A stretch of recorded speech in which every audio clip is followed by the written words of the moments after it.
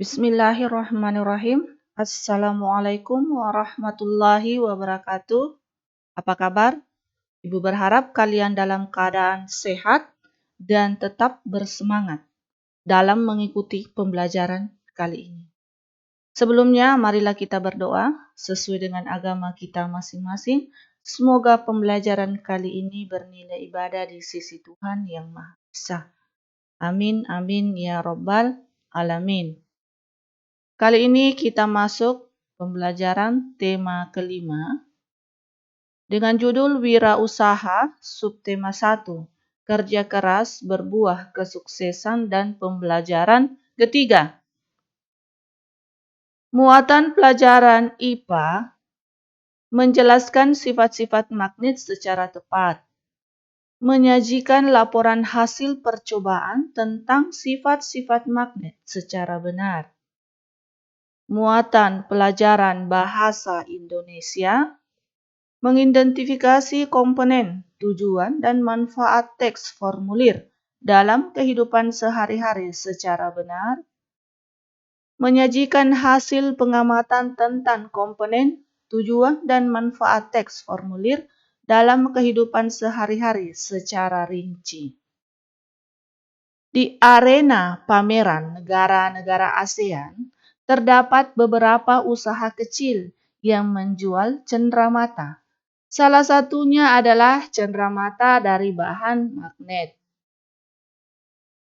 Perhatikan cenderamata tersebut yang berasal dari pameran negara-negara ASEAN. Perhatikan berbagai cenderamata yang terbuat dari bahan magnet berikut. Apakah kamu pernah melihat atau membeli cenderamata yang terbuat dari magnet? Ceritakan. Ya, pasti kalian pernah melihat cenderamata seperti ini yang terbuat dari magnet. Sekarang kita akan melakukan percobaan tentang sifat-sifat magnet. Tujuan percobaan yaitu mengidentifikasi sifat-sifat magnet, alat dan bahan, sepasang magnet untuk setiap kelompok, peniti, menjepit kertas, pensil, pulpen, dan kertas. Adapun langkah-langkah kegiatan yang kalian akan lakukan, yang pertama, dekatkan kutub yang sama dari kedua magnet. Yang kedua, dekatkan kutub yang berbeda dari kedua magnet. Yang ketiga, dekatkan magnet dengan penjepit kertas. Yang keempat, dekatkan magnet dengan kertas. Yang kelima, dekatkan magnet dengan pensil. Yang keenam, dekatkan magnet dengan peniti. Yang ketujuh, dekatkan magnet dengan pulpen. Yang delapan, letakkan satu magnet di atas kertas dan letakkan yang lainnya di bawah kertas tepat di bawah magnet yang pertama. Geser magnet yang di bagian bawah. Jadi ini adalah percobaan yang akan kalian lakukan dalam kelas dalam bentuk kelompok. Setelah kalian melakukan percobaan, maka kalian mengelompokkan benda yang bersifat magnetis dan non-magnetis.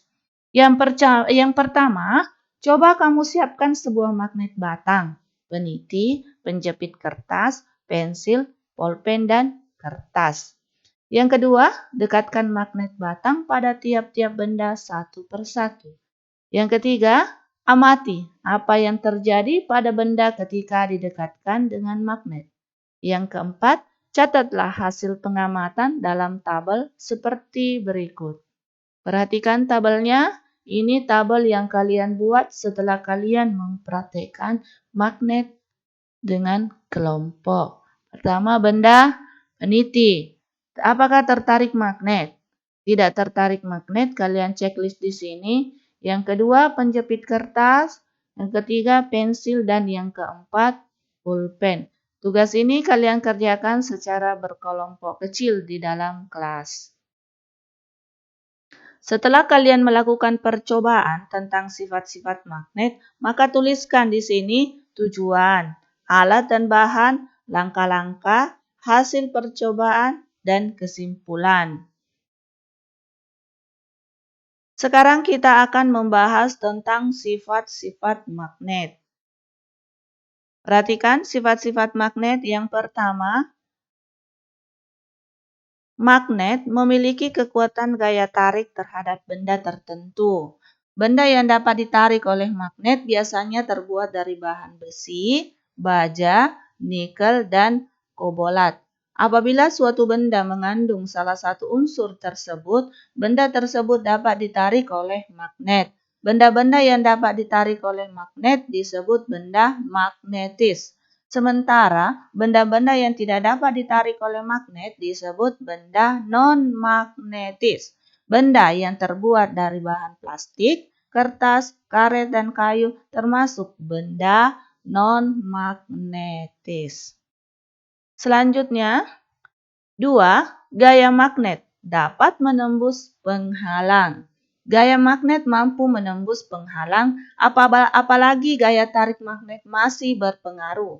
Benda magnetis masih mampu tertarik.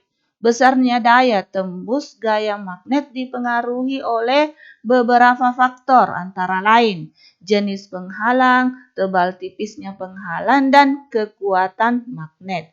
Selain itu, jarak magnet terhadap benda magnetis berpengaruh terhadap gaya tarik magnet. Semakin dekat jarak benda ke magnet, semakin kuat gaya tarik magnet tersebut. Karena itu, magnet harus disimpan dengan hati-hati. Hindarkan magnet dari peralatan elektronik seperti jam, handphone, radio, televisi, dan komputer. Gaya tarik magnet dapat merusak fungsi komponen-komponen dari peralatan elektronik tersebut. Yang ketiga, magnet memiliki medan magnet. Setiap magnet dikelilingi oleh medan magnet. Medan magnet merupakan daerah di sekitar magnet yang dipengaruhi oleh gaya tarik magnet. Area medan magnet biasa ditunjukkan dengan garis-garis gaya magnet.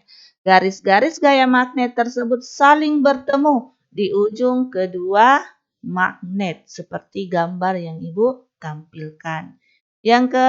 Selanjutnya sifat magnet yang keempat mempunyai dua kutub. Magnet mempunyai dua kutub, yaitu kutub utara dan kutub selatan. Pada keadaan bebas, magnet akan selalu menunjuk ke arah utara dan selatan.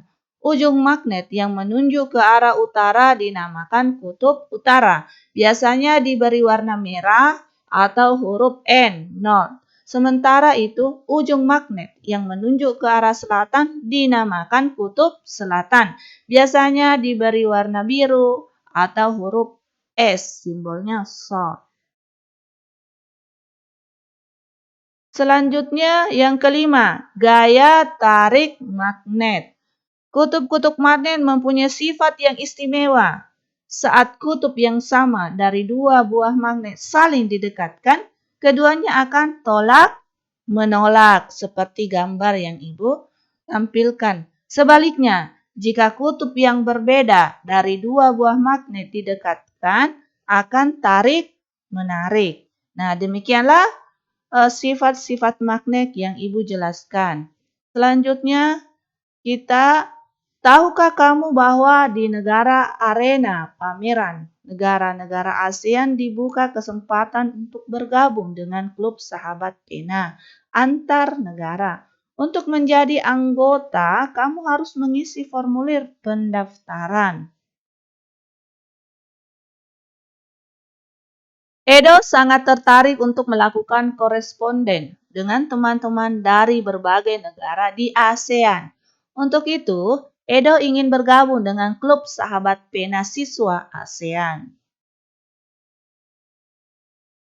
Untuk menjadi anggota, Edo harus membaca petunjuk pengisian formulir dan kemudian mengisi seperti di bawah ini.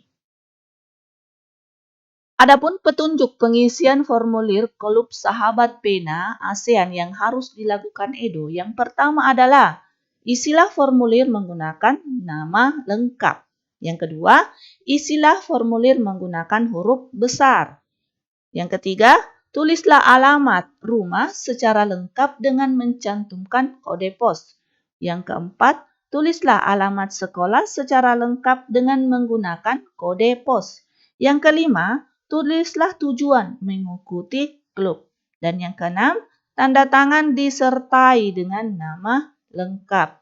Ibu kembali menjelaskan di sini, isilah formulir menggunakan huruf besar. Maksudnya di sini huruf besar adalah huruf kapital. Ini adalah contoh formulir yang akan diisi oleh Edo tentang Klub Sahabat Pena Siswa-Siswi Negara ASEAN. Edo harus memperhatikan petunjuk cara penulisan di formulir tersebut. Di sini nama lengkap. Di sini ditulis menggunakan huruf besar atau huruf kapital. Tempat tanggal lahir ditulis dengan lengkap, kebangsaan, jenis kelamin, kelas, alamat sekarang, dan kode pos. Telepon rumah, sekolah, alamat sekolah harus dibubuhi kode pos. Telepon sekolah, dan hobi. Terus Edo harus menulis di sini tujuan menjadi anggota Klub Sahabat Pena Siswa-Siswi Negara ASEAN. Dan terakhir dibubuhi tanda tangan dan nama jelas. Setelah kalian membaca cara pengisian formulir yang dilakukan oleh Edo, sekarang jawablah pertanyaan berikut. Mengapa diperlukan petunjuk untuk mengisi formulir tertentu? Yang kedua, apa saja informasi penting yang perlu dituliskan di formulir pendaftaran? Yang ketiga, mengapa alamat harus ditulis secara lengkap? Yang keempat, apa yang terjadi jika alamat tidak lengkap? Dan yang kelima, mengapa kita perlu menuliskan kode pos pada formulir di bagian alamat? Nah, tugas ini kalian tulis di buku catatan masing-masing. Demikianlah pembelajaran kali ini. Semoga bermanfaat bagi kita semua dengan ucapan Assalamualaikum warahmatullahi wabarakatuh dan tetap semangat.